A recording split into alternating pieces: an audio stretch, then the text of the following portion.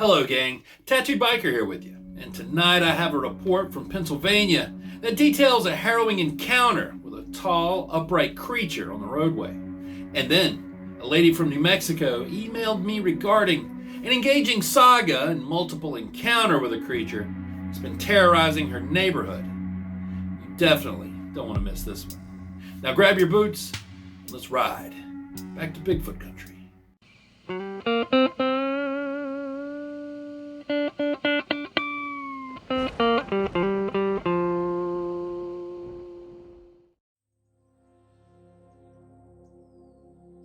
Number 1. Hello, Mr. Biker. Thank you for reading this email. Please leave my name and email address out if you decide to use the information. I've been closely following the possible Bigfoot shooting story in Somerset County, Pennsylvania since Wednesday. I know that Bigfoot exist and that they inhabit Somerset County, Pennsylvania.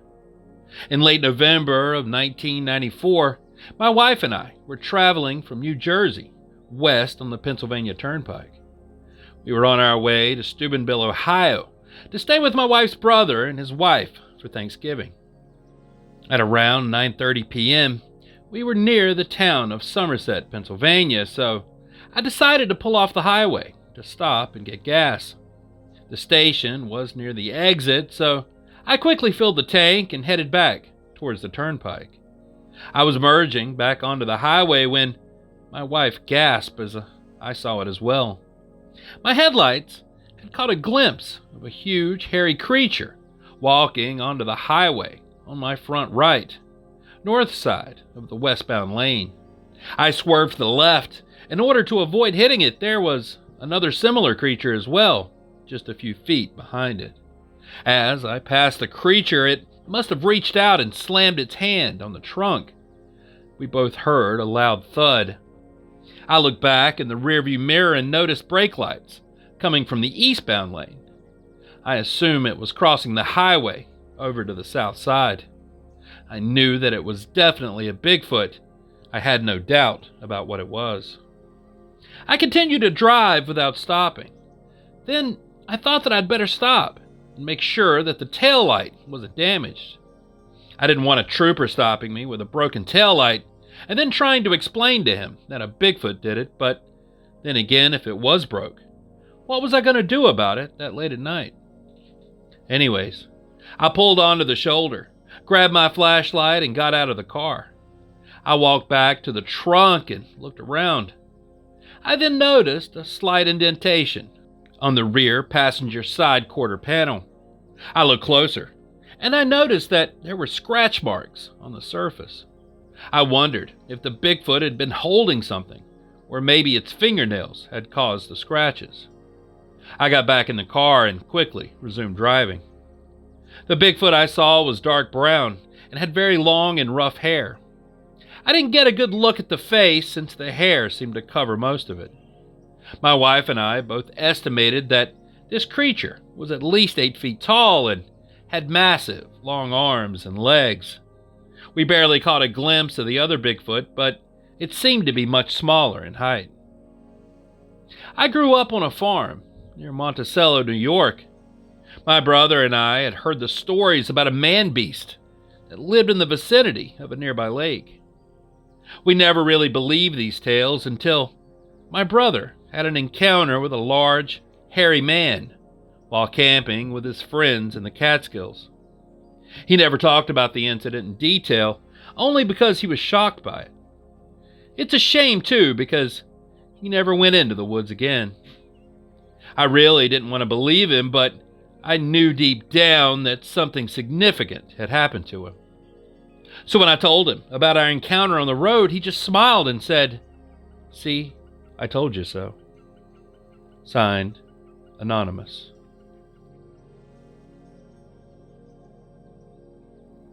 Number 2. Hey Biker, you know, one of the truly exquisite things about living in the high desert is the night sky.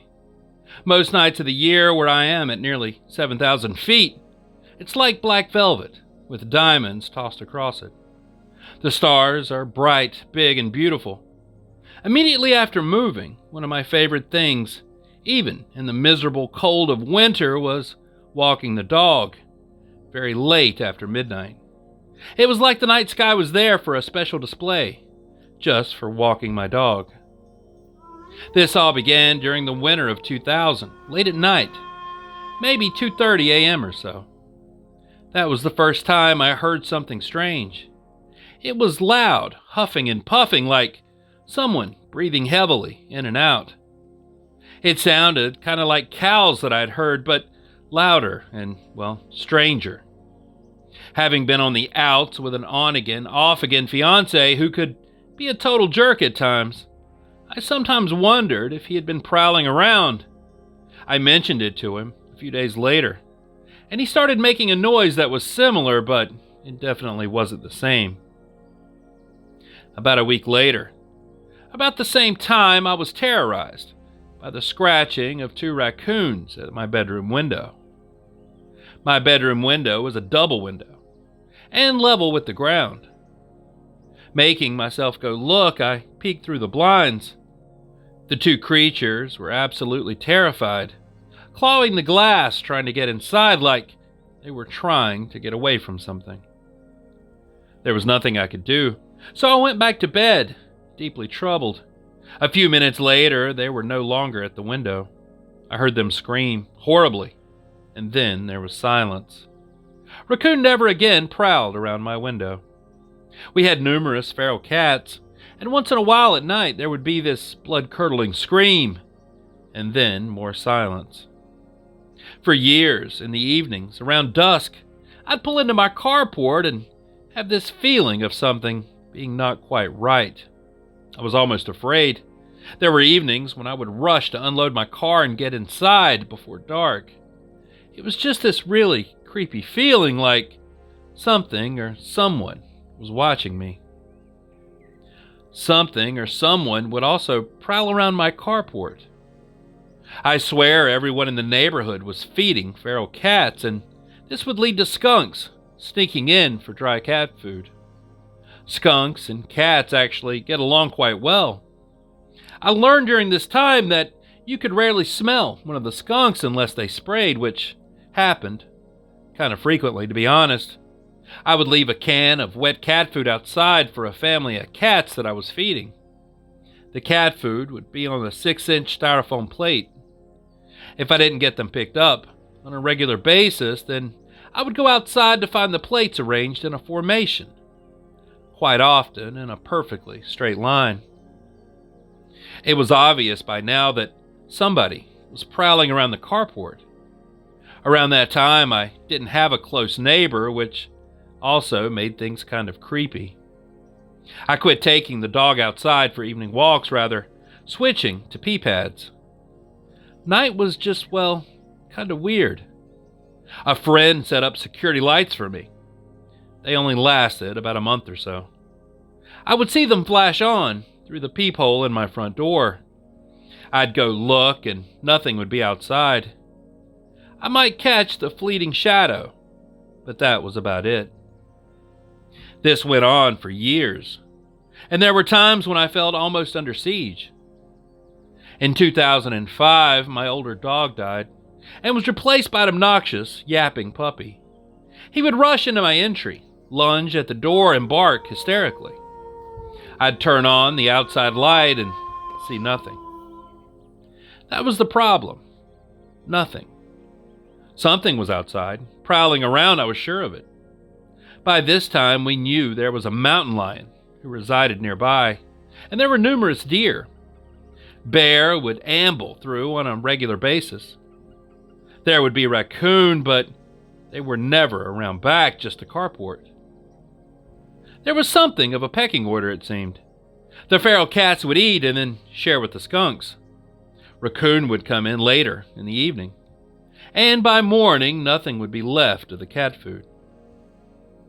Around this time, I enlarged my front entry and added a larger peephole. I also had a glass storm door put in front of my new front door. I never locked the storm door. Things continued on and off again for another 5 years or so, and then one night, very late, the dog lunged at the front door. By this time, he would sometimes bark, but not often. I went to check on it, not turning on the light in the entry. I could hear the storm door open and saw the handle on my front door move. Terrified, I checked the peephole, which was now dark. Something was covering it. The following evening, I started locking the storm door. A few nights after that, the dog lunged at the door. By this time, I turned on the outside light and nothing was there. The following morning, I discovered that something had peed all over that storm door, starting at the halfway point of the door. The door was about 8 inches off the ground with a 3-inch step up to my home. The bottom half of the door was at least 5 feet off the carport floor. The pee had dripped down all over the glass. I was told that it had to be one huge dog to be able to pee up that high.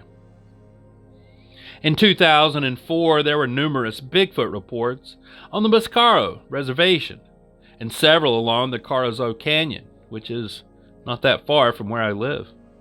Like everyone else, I found it fascinating. It turned out that one of the girls who was peeped is a friend of a friend's daughter in the same class at school with her. Nobody really wanted to talk about it. That kind of seems to be a theme around Lincoln County. No one wants to talk about it. I'd read the Lincoln County report and tried to talk to someone involved in it. Well, you could forget that. I knew there were Bigfoot in the area, but that was it. I also had given up walking the dog at night. It was just too spooky.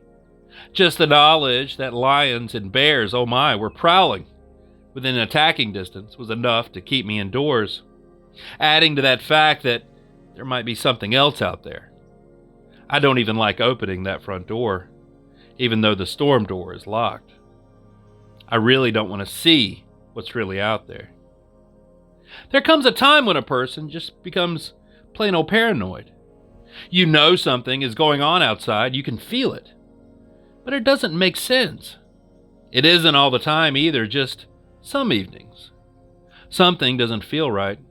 I began noticing about 4 years ago that my weird feelings were often accompanied by a brief whiff of a foul smell, but unlike the normal emission from the southbound side of a northbound creature, this odor didn't linger.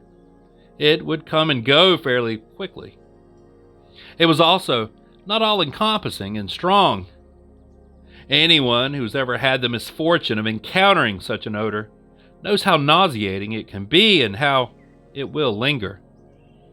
Instead, this was more of an earthy version, rather like a bit of wet dog along with skunk odor. Even stranger is that the odor seemed to move. I could smell it at one part of my home and then another.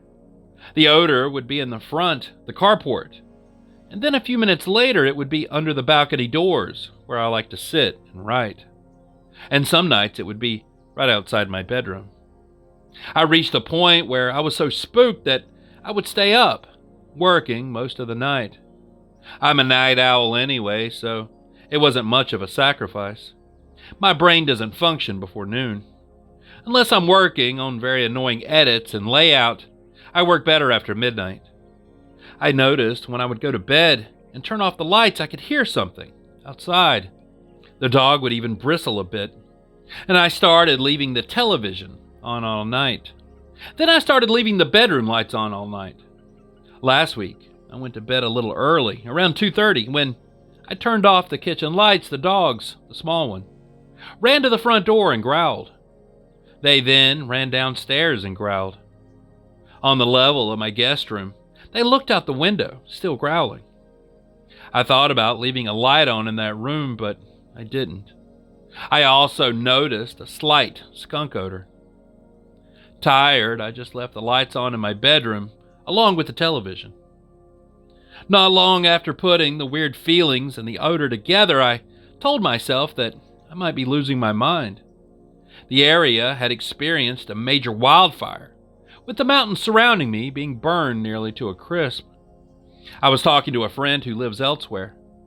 She told me that one of her children told her about the big brown Easter bunny, who stood up while their car was driving past. The person was about 5 at the time. She was forever terrified of the big brown Easter bunny.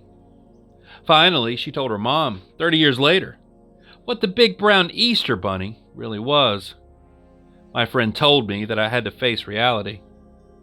I started watching the burned out mountainside, having seen something charcoal color blending in with the remaining pinyon trees. Then it would move. It was winter. Bears hibernate in the winter. I'd go to take photographs, but by then it was no longer there. I've since photographed the entire area for comparison photos. I eventually faced the fact that we were dealing with a Bigfoot.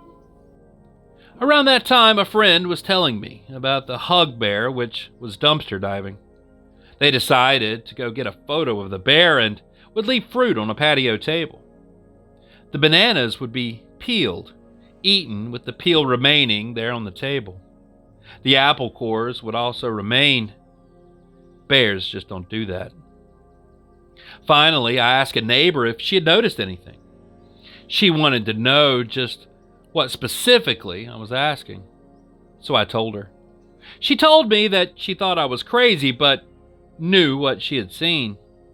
A good 10 years earlier, while driving on Highway 70 at Apache Summit, a Bigfoot had run out in front of her car. Both she and her daughter had seen it. Apache Summit has a weird feeling to it. There's something eerie, almost unworldly, when you drive through there. Rather like the forest is primeval. It's quiet and almost silent. I have since learned that numerous individuals have had the same Bigfoot experience there. But as usual, people are reluctant to talk about it. My friend told me, while walking her dog one night, she could feel things and notice that skunk odor. One evening, she saw our visitor walking around the equestrian states. She was less than a block away from it, with her young dog starting to go a little crazy. By the time she was back by her front door, it was halfway across the lot, walking towards her. That was her second experience seeing something in that area, and she no longer walks her dogs at night. We finally admitted that what was going on while we discussed the other incidents. She too felt strange at night. I told her I swore I'd seen things moving in my carport. She told me that she swore she had seen things moving in my carport. Always just a big black shadow that disappeared quickly. She also limits her nighttime coming and goings. Another friend has noticed something prowling around her home. When I told her what we thought it was, her answer was, "Oh shit, I was trying to avoid thinking about that." She too has noticed the specific odor and has had that creepy feeling, and her dogs also act similar. Last summer, my sister was driving me home, and I was telling her about it. Her boyfriend likes to track and has found footprints and things like that elsewhere. I told her the night before, while we were outside talking at another location, you could tell when they were around. There was a feeling. She noticed it herself. And she noticed it later on in the evening after I'd left. When we reached my home, she noticed it as soon as I did. The next day, I told my friend about it. She said right before I drove up, our friend had been in the carport, rattling her front door to make the dogs bark. She has a large security screen door, metal, and her front door was open for air, and so she could smell him. Somehow I ended up in a conversation about it at a friend's office, and his secretary, who had once worked for dispatch for several municipalities, told me that the majority of 911 calls in our area at night are to report what she thinks is Bigfoot activity. She had worked up in Washington, in a rural county as dispatch, and several of the calls she took about Bigfoot have been uploaded to YouTube. Our hairy friend is quite tall. The only time I've ever seen anything of him is when I was looking out my living room window. I saw a very tall shadow moving. It's all I want to see of him. He's a very dark umber color, which is why he blends in with the charred pinyon and cedar on the mountainside. And I was told people see him up there.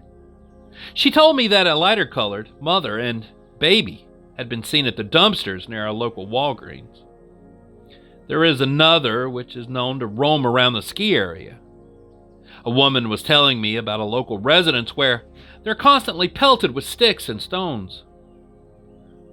Someone I know who lives near the river recently told me that one comes up and slams the side of her double wide periodically. I know someone who has had his family property surrounded by game cams, just trying to catch one on camera. At least now I know that I'm not out of my mind, that other people have had the same experiences. No one really wants to talk about it. What I do know is that game is plentiful, and this area has so many deer that they're becoming a nuisance. The herds of elk are growing and there's plenty of water. There are places to hide. Just don't expect me to ever go out looking for something. Signed, Paige. And there it is.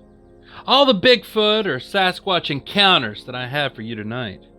I'd love to hear your thoughts on these two stories down in the comments below, but please, keep it respectful for the witnesses who were brave enough to share their stories.